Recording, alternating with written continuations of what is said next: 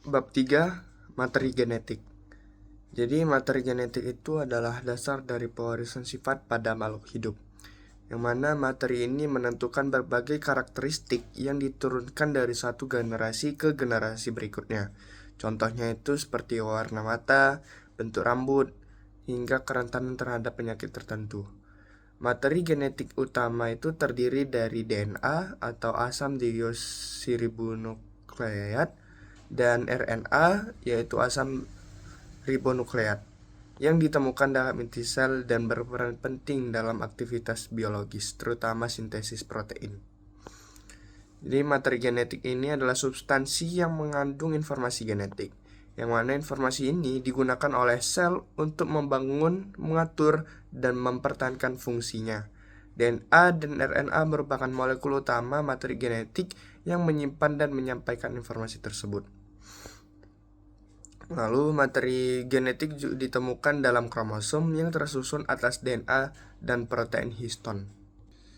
Jadi DNA ini adalah molekul panjang yang berbentuk heliks ganda yang terdiri dari dua untai yang saling melilit. Struktur dasar DNA ini meliputi gula deoksiribosa, kemudian ada basa nitrogen yaitu adenin, timin, sitosin, dan guanin, dan juga fosfat. Pasangan basa pada DNA itu adalah adenin dengan timin dan sitosin dengan guanin. Yang mana fungsi utama DNA adalah menyimpan dan mentransfer informasi genetik. DNA juga melakukan replikasi, yaitu proses penggandaan diri untuk mewariskan informasi genetik diwariskan ke sel-sel baru. Lalu selanjutnya RNA. RNA adalah molekul yang terdiri atas satu untai dengan struktur yang mirip DNA, tetapi gula yang digunakan dengan ribosa dan basa nitrogen timin itu diganti dengan urasil.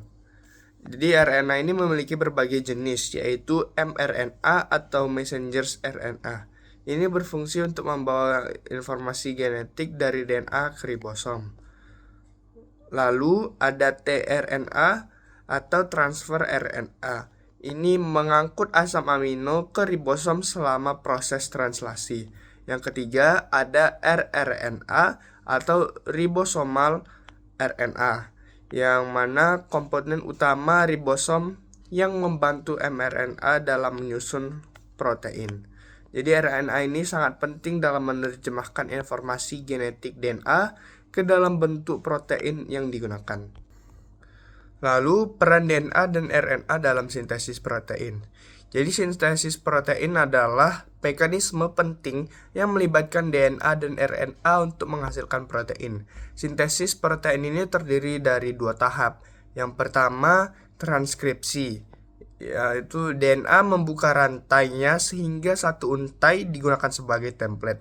Lalu RNA polimerase akan membaca template ini dan membentuk mRNA atau messenger RNA sebagai salinan dari DNA. Proses ini itu terjadi di nukleus.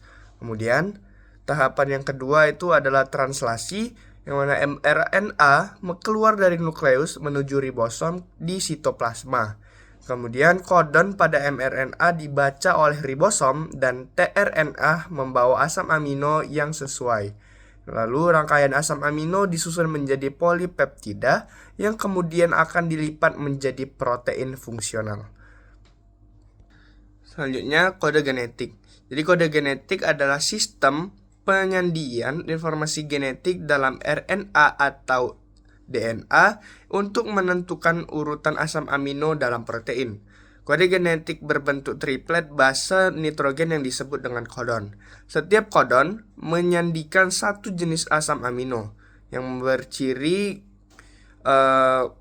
universal, berlaku pada semua makhluk hidup. Kemudian degenerasi, satu asam amino bisa disandingkan oleh lebih dari satu kodon. Kemudian spesifik, yaitu satu kodon hanya menyandikan satu asam amino tertentu. Selanjutnya ada gen. Gen itu adalah unit dasar dari hereditas yang mengkode protein tertentu.